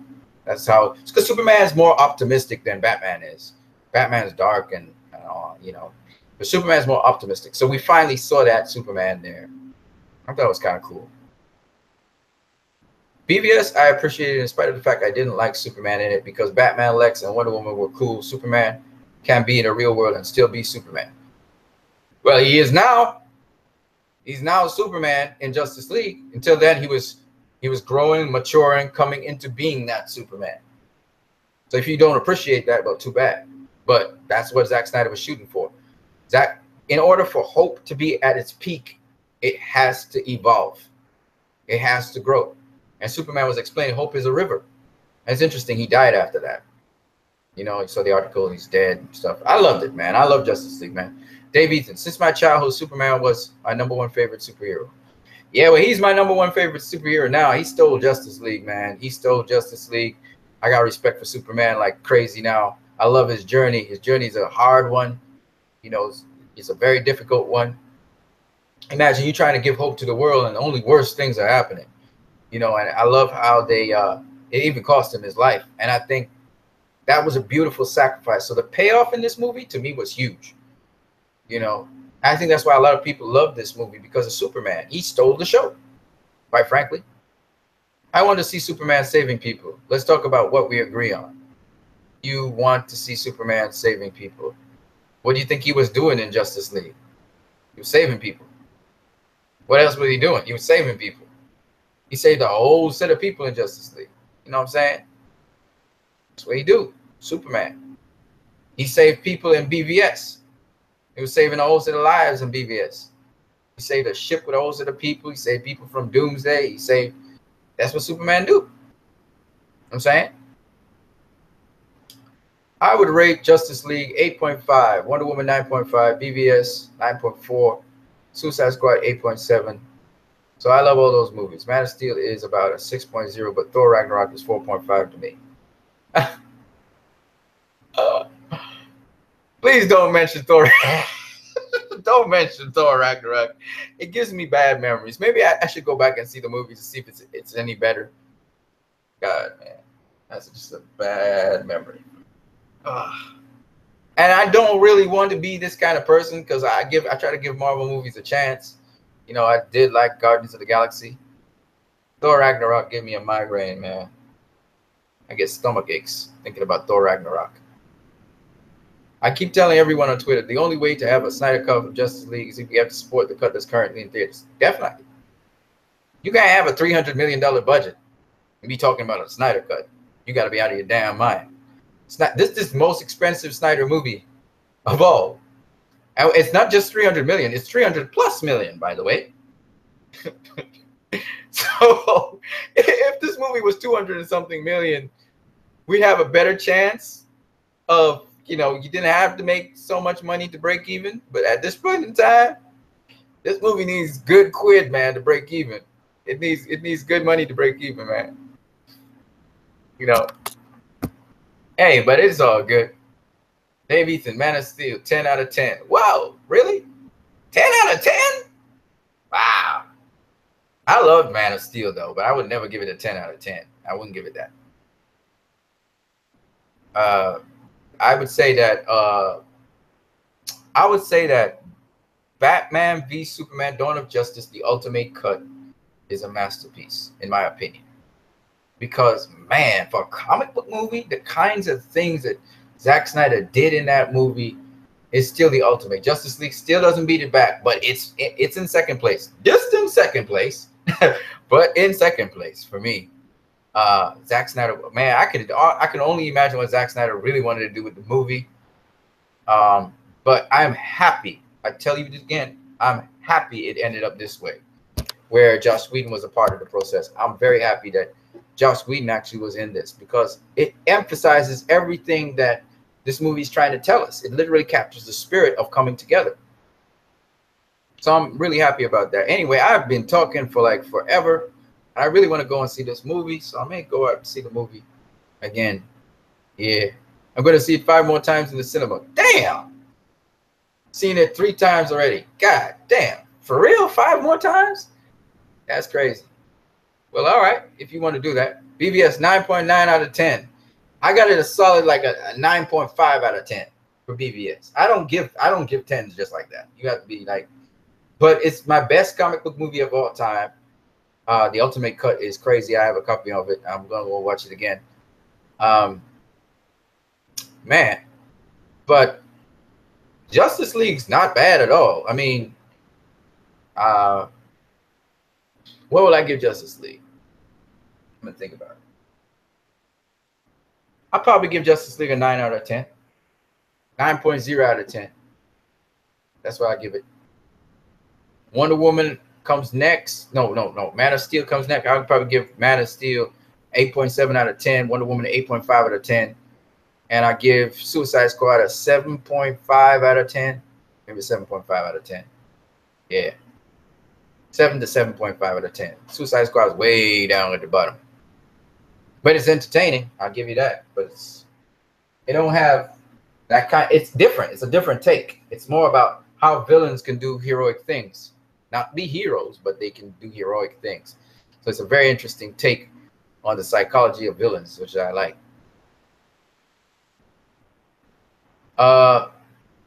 Yeah, okay. Justice League and Wonder Woman 9.7 out of 10. That's cool. That's cool. I hear you, man. You know, man, we talked much longer. I didn't plan to talk this long. I really didn't. But we ended up talking long. I want to say thanks to everybody that actually contributed to this. It's good to see all the different people from different perspectives. Came to Dawn, man, shout out to you, brother. Keep doing what you're doing. Keep doing what you're doing. But I just say, I know in time people are going to really appreciate this Justice League movie. I know in time people are going to really like it. It's just sad that you have to take so much goddamn time for people to come around to things, let go of their stupid emotions, and just really embrace the thing for what it is. I've been down this road before, right, people? I fought for Man of Steel. Not Man of Steel. I didn't fight for Man of Steel. I loved Man of Steel. I didn't know there was controversy behind it. And then I started seeing the hate. I fought for Batman v Superman. That was the first film I fought for. Zack Snyder's Batman v Superman. Again, I was the first person to see it in the cinema. When it came out, I was there. I mean, I watched Batman v Superman in IMAX more than this movie. I have still not watched this movie in IMAX, okay? Then, after that, I went and saw Suicide Squad. I thought it was a solid movie, and it was different. I thought it was different in appearance and everything. So I really enjoyed it. I loved the little cliff-hanging roughness about it and stuff. But at the end of the day, I don't rank it as high as those other movies before. And then when I saw Wonder Woman, man, Wonder Woman was an emotional experience. I think I saw Suicide Squad 2 times. I saw Wonder Woman 2 times as well. And then I got the digital copy of Wonder Woman.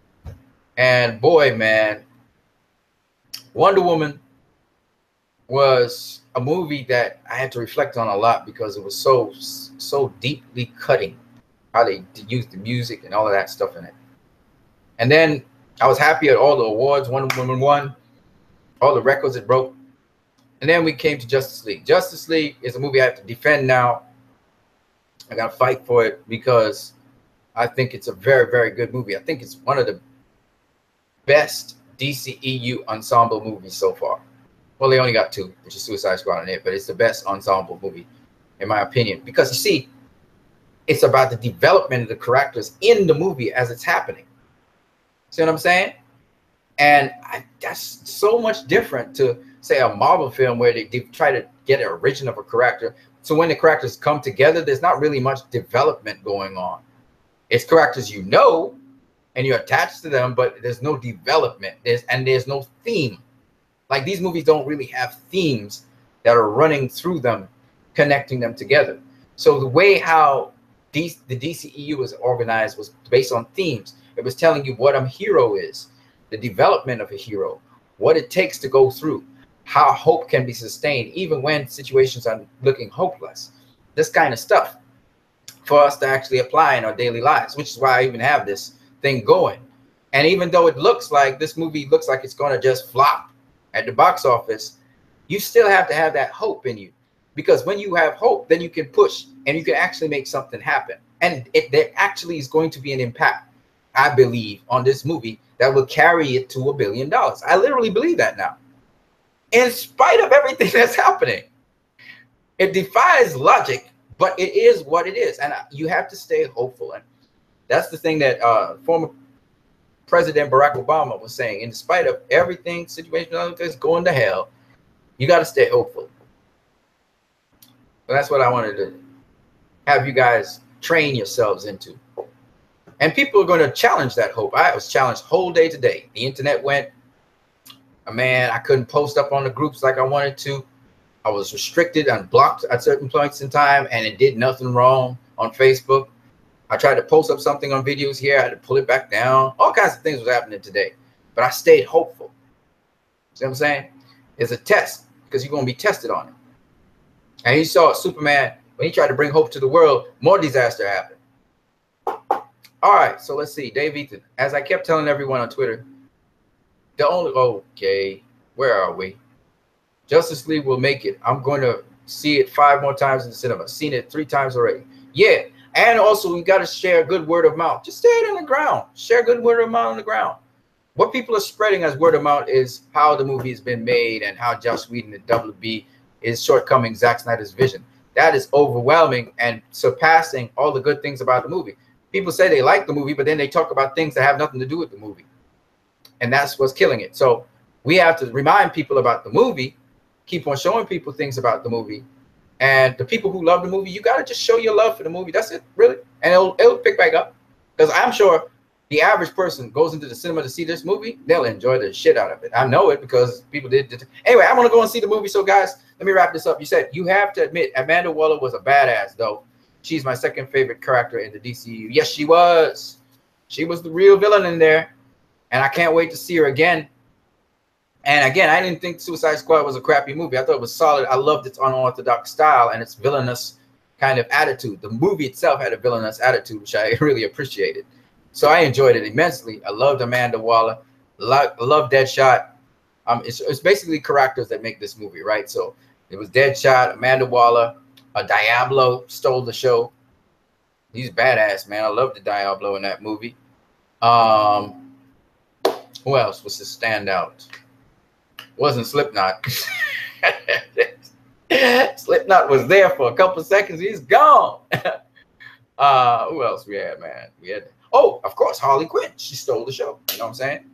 So we had Harley Quinn. I mean, that's what made the movie, the characters in Suicide Squad. That's what David Ayer was going for, the characters. Wasn't so much the story. The story was interesting. It was an interesting story. Simple, real simple story. Had a little story twist to it where they were really coming to save Amanda Waller instead of on this mission to do something. It ended up that in order to save her, they had to take down Enchantress, but you know, that was basically the story. You know what I'm saying? So it had a little twist to it, but that was basically it. And the Joker comes in, he disappears, comes in, he disappears. I thought that was good, man. It was a good little story. I liked it. I liked it. Wouldn't say it was Wonder Woman.